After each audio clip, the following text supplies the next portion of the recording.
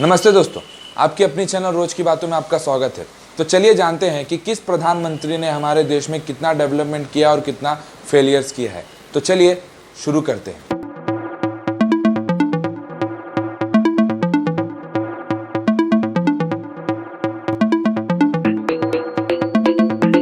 में दो प्रमुख पार्टियां हैं, पहला है कांग्रेस, दूसरी है बीजेपी। ये दोनों ही बहुत बार सत्ता में आए हैं। जो कांग्रेस है वो 55 साल तक राज की है और जो दूसरी तरफ बीजेपी है उन्होंने कुछ ज़्यादा समय तक राज नहीं किया है, पर करंटली वही हमारी रूलिंग पार्टी है हमारे इंडिया में, सेंटर में वही बैठी है। इसी के बारे में जानने से पहले हमें ये जानना ज़रूरी है कि उस पार्टी ने हमारे देश में कितना विकास किया और कितना हमें हानि पहुँचाया है, मीन्स कितना डेवलपमेंट किया और कितना फेलियर किया है। पंडित जवाहरलाल नेहरू जी जो हमारे पहले प्रधानमंत्री थे, उन्होंने 18 साल तक हमारे देश एज अ प्राइम मिनिस्टर्स उन्होंने थे हमारे देश में। अब उन्होंने उस 18 साल में हमारे देश में क्या क्या किया और उनसे क्या क्या गलतियां हुई। तो इन्होंने हमारे देश में जो पहला डेवलपमेंट का काम किया था वो था हमारे देश में कॉन्स्टिट्यूशन जो बना था, उसमें कई दिग्गज नेताओं ने साथ दिया था। उनमें से ये भी थे जिन्होंने उसको बनाने में सार्थक किया था, जिसकी वजह से आज हमारे पास एक अच्छा कॉन्स्टिट्यूशन है और सबसे बड़ा कॉन्स्टिट्यूशन है जो कि कई देशों के कॉन्स्टिट्यूशन को मिलाकर बनाया गया है। फिर दूसरा हुआ था इंटीग्रेटेड प्रिंसली स्टेट्स। पहले जब हमें आज़ादी मिली थी तो उस समय के बाद भी हमारे पास बहुत सारे हमारे देश में ऐसे ऐसे स्टेट्स थे जो स्टेट्स हमसे जुड़े हुए नहीं थे। वो हमसे जुड़े हुए नहीं थे, तो उनको जोड़ने का काम एज अ इंडिया में उनको जोड़ने का काम भी इन्हीं के समय के द्वारा हुआ गया था, जिसको करने का काम सरदार वल्लभ भाई पटेल जी ने किया था। फिर रेफ्यूजी पोस्ट पार्टिसिपेशन हुआ था, मतलब कि जब बंटवारा हुआ था 1947 के बाद, तो उस समय जो पाकिस्तान से इंडियंस आ रहे थे या जो मुस्लिम जो भी आ रहे थे, तो जाने वालों की संख्या कम थी जबकि वहाँ से आने वाले की संख्या ज़्यादा थी। ये डेटा में दिखने को मिला है। तो जब वो आए तो दिल्ली में ज़्यादा करके लोग आए, तो वो जब दिल्ली में आए रहने के लिए तो वहाँ पे जगह नहीं थी रहने के लिए, तो वहाँ पे तो कुछ कैंप सेटअप्स हुए थे जिनको आज के नाम पे जाना जाता है, लाजपत नगर, तिलक नगर, राजेंद्र नगर, बहुत सारे नगरों के नाम से जाना जाता है। तो ये कैंप्स सेटअप्स हुए। उसके बाद इन्होंने एजुकेशन पॉलिसी को भी इम्प्लीमेंट किया। 4 प्रमुख इंस्टीट्यूशन बनाए गए थे इनके 4 कार्यकाल में, एम्स, IIT, IIMS और नीट, ये 4 बनाए गए थे, जिनके ऊपर आज बहुत सारे बच्चे अपनी अपनी पढ़ाइयाँ पूरी करते हैं। फिर नेशनल कमीशन बनाया गया था कि देश में आगे चल के किस प्रकार से इलेक्शन होंगे, इस पे उनका काम बनाया था। इंफ्रास्ट्रक्चर भी इन्होंने बहुत अच्छा सा डेवलप किया था। इन्हीं के कार्यकाल में एशिया का सबसे बड़ा डैम बनाया गया था, भाखर नागल डैम्स, जो कि हिमाचल प्रदेश में है। एक टूरिज्म का स्पॉट है, लोग दूर दूर से आते हैं इसे देखने के लिए। बहुत सारे रिसर्च सेंटर बनाए थे। पहला जो एटॉमिक रिसर्च सेंटर बना था, बाबा एटॉमिक रिसर्च सेंटर, वो इनके टाइम पे बनाया गया था। स्टील प्लांट बनाया गया था छत्तीसगढ़ में, जहाँ पे जो वो स्टील रेलवे के लिए यूज़ होता था, बहुत बड़ा प्लांट बनाया गया था जो कि इंडिया को ओवरऑल स्टील देता भी था और साथ ही साथ एक्सपोर्ट भी होता था बाहर। तो ये सारी चीज़ें इनके कार्यकाल में हुई थी, जो कि इन्होंने 18 ईयर्स का जो कार्यकाल किया था इंडिया के लिए एज अ प्राइम मिनिस्टर, उस कार्यकाल में इन्होंने ये सब चीज़ें की थी। अब चलते हैं इनके फेलियर्स पे। तो सबसे बड़ा जो फेलियर इनके टाइम पे देखा गया था वो था कश्मीर इशू। अगर ये चाहते तो वो कश्मीर इशू को सॉल्व किया जा सकता था, उसे आज हम इतना दिनों तक हम नहीं झेलते, पर ये नहीं कर पाए इशू सॉल्व। फिर दूसरा इशू आता है इंडो चाइना वॉर, जो 1962 में हुआ था, जहाँ पे हम हारे ही नहीं बोल सकते, हमने हमारे देश की एक संपत्ति, एक ज़मीन का हिस्सा भी चाइना को दे दिया। अगर चाहते तो वो भी नहीं होता। यूनाइटेड नेशन में हमें भी एक सीट मिल चुकी होती, क्योंकि वर्ल्ड वॉर 2 जिन्होंने जीता था आज वही यूनाइटेड नेशन की कुर्सी पे थे उस समय जब हमने यूनाइटेड नेशन बना, फ्रेमिंग हुआ था। पर उस समय इंडिया ने सपोर्ट कर दिया चाइना को कि हमें नहीं चाहिए, अब चाइना को दे दीजिए। चाइना ने सपोर्ट लेके चाइना उस कुर्सी पे बैठ गई। अगर हमें मिलता तो आज हमारी एक अलग ही तस्वीर होती दुनिया के। भाषाओं के नाम पे स्टेट्स का डिवीज़न ये इंडिया में देखा गया है कि भाषाओं के नाम पे हमने स्टेट्स को डिवाइड कर दिया। तो ये सारी फेलियर्स और डेवलपमेंट जवाहरलाल नेहरू जी के समय पे देखी गई थी। फिर आता है कार्यकाल लाल बहादुर शास्त्री, जो भी एक कांग्रेस के ही लीडर थे। इनका कार्यकाल ज़्यादा समय तक चला नहीं, बोल सकते आप 2 साल या 2 साल से कम, पर इन्होंने इनके कार्यकाल में कुछ नुकसान नहीं दिया देश को, सिर्फ फ़ायदा ही कराया देश का। पहला था वाइट रेवोल्यूशन, कि दूध की सप्लाई ज़्यादा हो, दूध का उत्पादन ज़्यादा हो। कि हम देश के कोने कोने तक दूध को पहुंचा सकें। फिर शास्त्री जी चाहते थे कि देश में इतनी अनाज हो कि कभी कोई भूखा ना मरे और हम देश विदेशों में भी हमारे अनाज को पहुंचा सकें। ये भी उन्होंने किया। इंडिया और पाकिस्तान के बीच में 1965 में एग्रीमेंट साइन हुआ था कि आगे चल के हम डिस्प्यूट में नहीं रहेंगे, आगे चल के हमारे बीच में वॉर नहीं होगा। उस रिलेटेड ताशकंद में हुआ था। फिर उसी दौरान उनकी मृत्यु भी हो गई। उसके लिए इस वजह से उनकी सरकार ज़्यादा समय तक नहीं चली।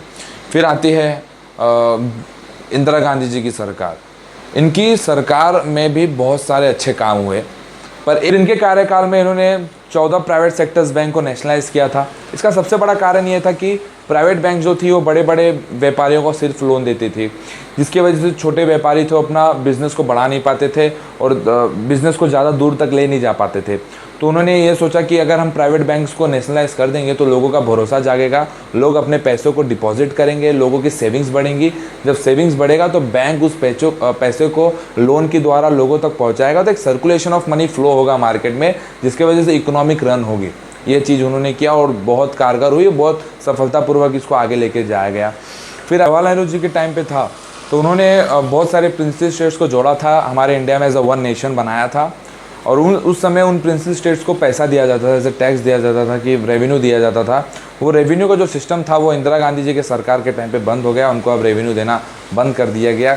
इन्हीं के कार्यकाल में हमारे देश का पहला व्यक्ति राकेश शर्मा जी स्पेस में गए थे, जिन्होंने स्पेस से नारा दिया था, सारे जहां से अच्छा हिंदुस्तान हमारा।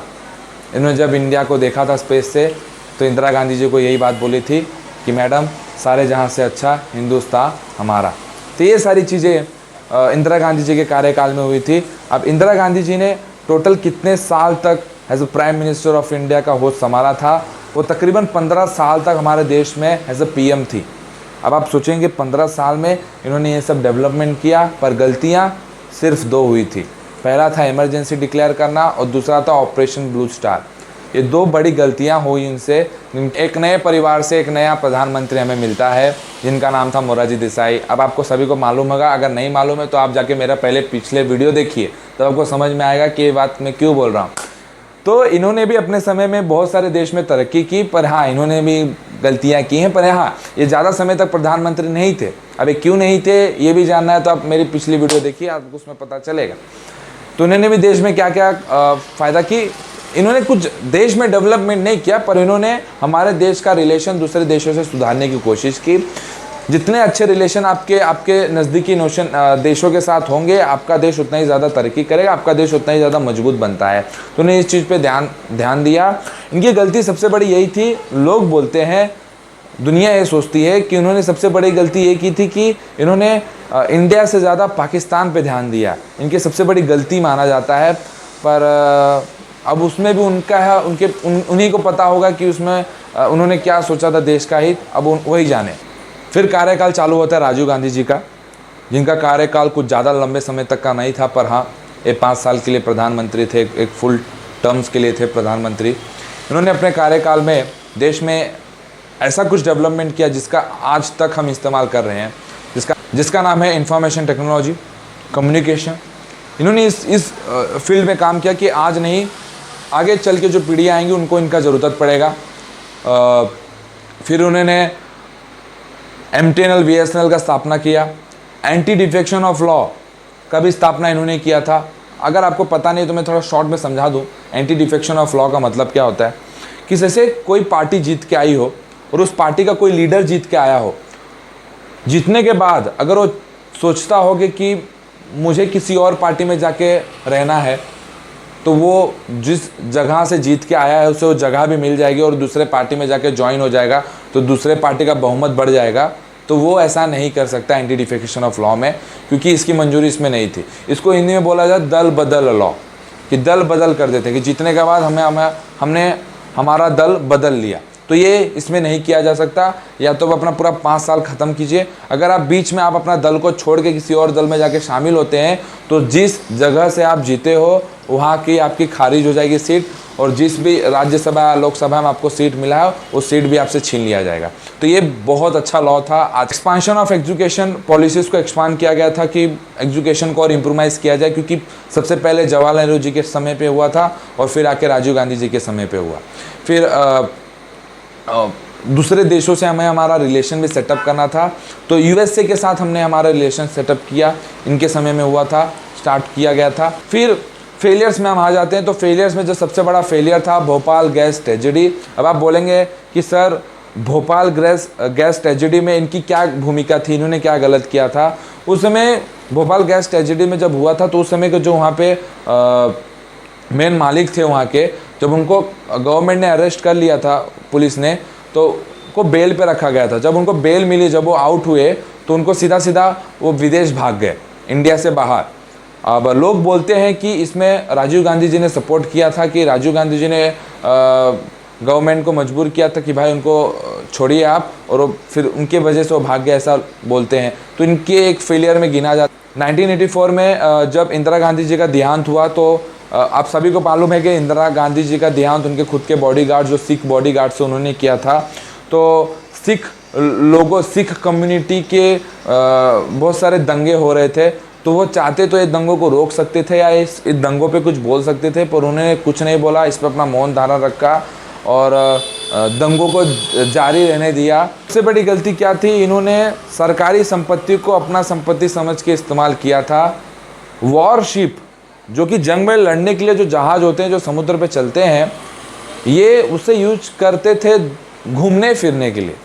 तो ये सबसे बड़ा फेलियर था, आप बोल सकते हो इनके समय में हमें देखने मिला है। तो ये जो मैंने आपसे बातें की, ये नेताओं की थी जो कांग्रेस के थे, एक नेता जनता दल के थे। तो इन पे मैंने बातें की कि इन्होंने देश में क्या अच्छे काम किए और क्या इनसे गलतियाँ हुई थी। अब जो नेक्स्ट वीडियो हमारा बनेगा उसमें भी कुछ कांग्रेस के नेता होंगे और कुछ बीजेपी के नेता होंगे, जिसमें मैं आपको बताऊंगा कि उन्होंने अपने समय पे क्या अच्छा काम किया था, क्या बुरे काम किए। तो जानने के लिए जुड़े रहिए। नमस्ते, जय हिंद, वंदे मातरम।